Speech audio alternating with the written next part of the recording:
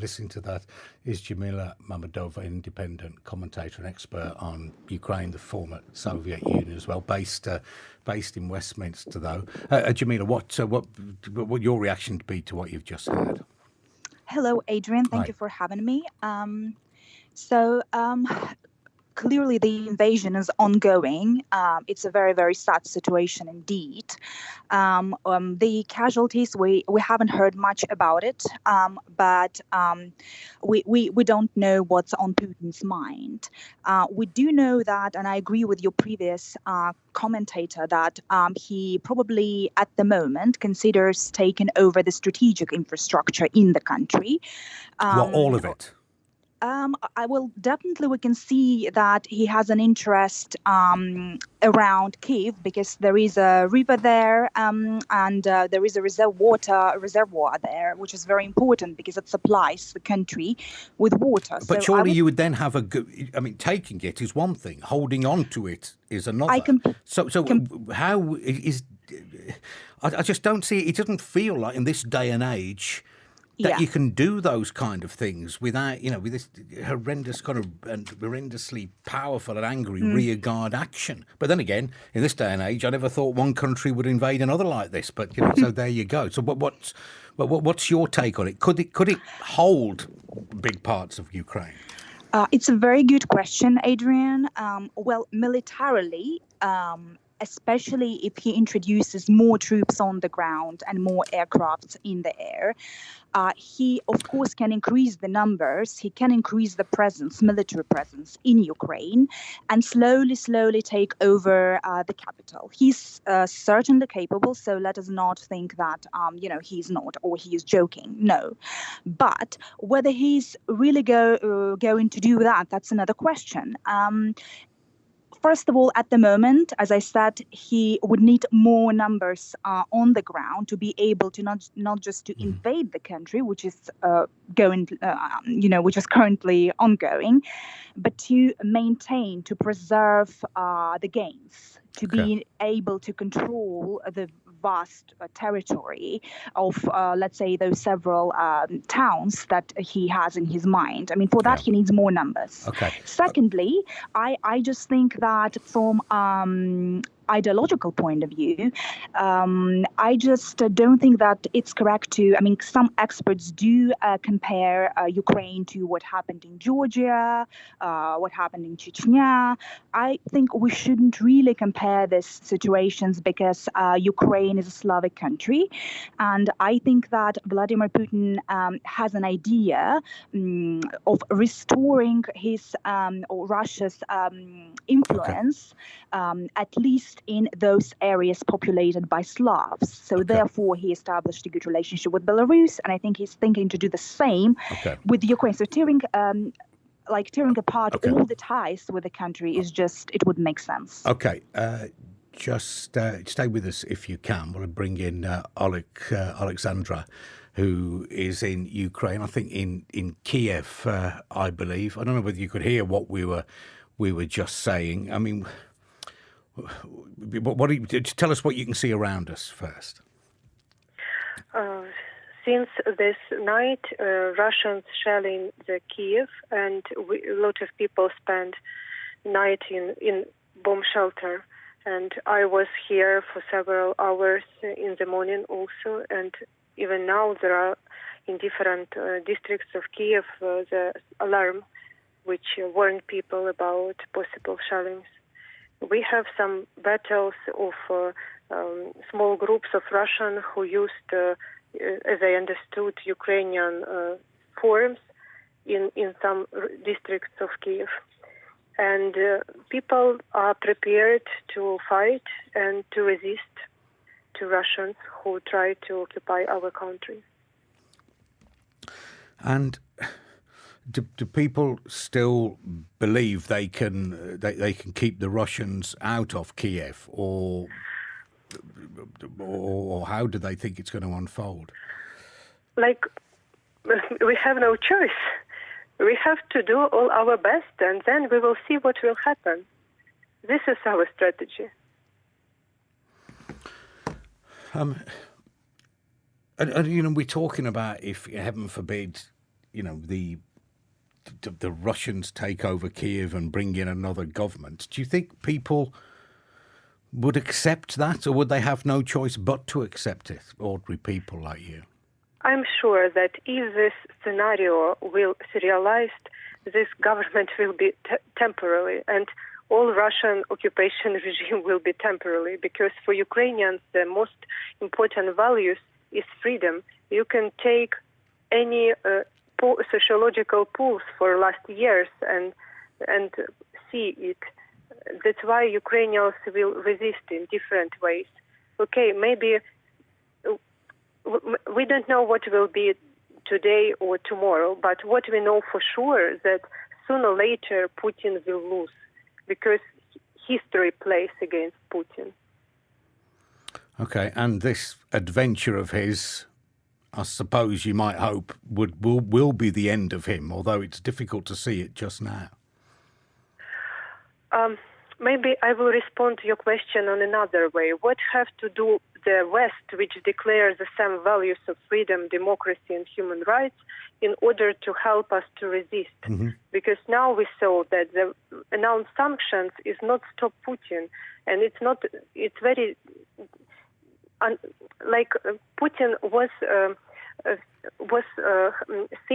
like his game is to split the West on the ground of sanction, and now succeed. We saw that Germany, France, and Italy block the switch off Russia from the SWIFT, mm-hmm. and also we need the close the sky, because we need the shelter in order to act on the ground, and it's also not fulfilled. So what I want to say, we need not any sanction. We need such kind of sanctions and such kind of proactive actions which can stop Putin, really stop Putin. Okay, so are you asking for NATO troops to be in Ukraine and maybe a no-fly zone? Because everyone in NATO was obviously terrified of directly engaging Russia, another nuclear power, and I mean, things are awful for you now, but it could become cataclysmic if that happens. We know that the fighting for Ukraine is the responsibility of Ukrainians, and we're ready to fight for our country. But we need support. We need from NATO to close the sky. We plan to act as Ukrainians, but we need assistance. Okay, but if NATO can't close the sky without really being prepared to shoot down Russian aircraft, and once that happens, then that's an act of war, NATO versus Russia, so to speak. I work with very difficult cases for 8 years. My focus is to release illegally detained people in occupied part of Donbas and Crimea. And there is no algorithm how to do it. And we succeed to save lives, people, even in such conditions when international system not work at all. And I know from my own experience, if somebody have a real desire to do something, they will find a way how to do it. It's amazing. I mean, stay with us if you can, Alexandra. Arta is originally from Donetsk, but you fled your home there in 2014, I understand, Arta. And so where did you go then after they took over your part of the country? Yes, hello everyone. I'm currently streaming from Istanbul. I just landed here 2 days ago on the 23rd, and I just woke up yesterday, not with the wake-up call, but because of the messages coming from all over the messengers that Russia declared war against Ukraine. But back in 2014, I was living in Horlivka. It's close to Donetsk region, which nowadays it's even hard to identify non-government controlled territories, government controlled territories, because the battles are now. But back then I just moved to the other region of Ukraine, and I also registered myself as an IDP, which is internally displaced person. What I want to mention and want to say that to 2 days ago, when I was flying back, like from Borispil airport, there was no such a thing as a mess. There was no queues. That was just a simple regular day. But it is, of course, a different situation which we have now. But yeah, when I landed, I didn't expect like to flee, or didn't expect like to become a refugee. I didn't know anything about this. But yeah, the situation, it is what it is. And I just wanted to make a note from my side that's like, I already possess this title of an IDP, but I don't want to possess another status of a refugee. I don't want to immigrate anywhere. And it is the destiny of Ukraine and the destiny of the democratic world now. And the world should act and not just simply talk. Thank you. Okay, so you would not be allowed to leave your country now, as you sound like you're under 60 years old, because men under the age of 60s aren't have got to stay and potentially defend their country. Would you be prepared to do that? Do you want to go back? If I were there, then definitely yes. It's just not the question like whether like the men are supportive to the Ukrainian army, whether they will resist. They will, because as I mentioned, it's just the territory of Ukraine to be under attack of invasion by Russia. And as if like if I were there, I would definitely go to protect my country, to protect my family. We have no place to go. We are not ever considering the fact to leave the country. We will resist. So what? Well, let me ask you both. I'll start with Alexandra. What do you think will happen in the next few days? Is Alexandra still there? Or have we lost Alexandra? I think that line might have gone. So, Arta, what do you think will happen in the next few days? It may vary if there will be no actions like forcing your governments to cut Russia off SWIFT. And it's such a shame that Germany, Italy, Hungary, and Cyprus are also making some obstacles in this decision. If your governments will not cut diplomatic relations with Russia, if your governments will not impose real sanctions on Russia or support Ukrainian military or financially, then the situation might escalate further. There will be more troops coming from Russia, from Belarus, from Crimea. They started a full-scale invasion, and it will be hard to predict at what point there will be enough forces from volunteer battalion from the people or from the armed forces of Ukraine to resist. It is already like for how many, I just kept track of time, how many hours we resist against Russia. And as Zelensky proposed also to Putin he urged him to sit at the negotiation table. I don't know what will be on table, as they also they occupied the territory of the Chernobyl. What will this be on the table? But so far, what I see now is that in Crimea there are messages that they will provide the water supply to Crimea from Kherson. So like it's quite clear that it was costly for Putin to also to sustain Crimea when he annexed it in 2014. But could he sustain? If you can put it like that, a big part of Ukraine or all of Ukraine? Could he make that a de facto kind of Soviet republic again? Could it ever go back to that? I believe it will never. Like the world just divided, and the time has just divided for us as Ukrainians, also for the world, before the aggression towards Ukraine and after. He will never reunite his imperialistic ideas. He will never reunite as he wants the Soviet Union 2.0. The people who are still there, as already like mentioned during your talks, they will resist. There will be no such a thing that they will eat this. Then and yeah, it's just I'm not.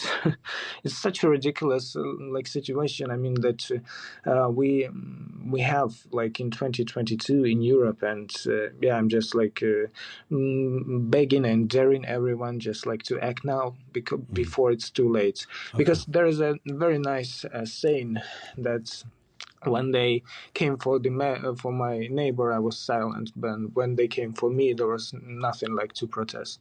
And just trust me, Putin will not stop at Ukraine's point. He will go further. Artur, thanks very much. A Ukrainian originally from Donetsk, who presently finds himself in Istanbul. Jamila Mammadova, just a final thought for you. Yep. What would you like to say?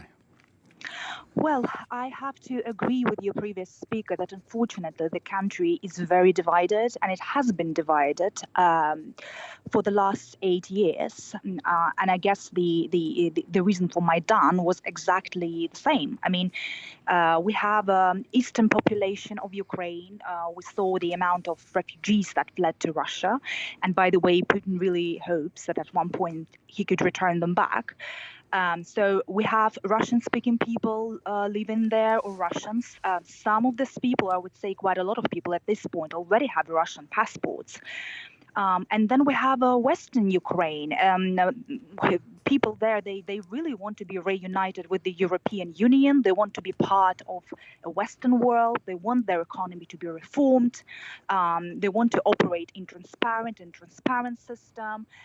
And I have to say that in the last several years, Ukraine achieved quite a lot in terms of those reforms. And it would be really sad to see Ukraine falling or this regime falling. I really hope that what Putin is doing at the moment is threatening and trying to bring the sides to the negotiation table. If that's what's going on, then I think that it is in the interest of Ukraine to start negotiating with him. I don't know what will be the terms. Again, I have to agree with your previous speaker. We don't know anything at this point. And we know that the current government and President Zelensky is clearly against giving any sort of autonomy or independence to the regions in the east.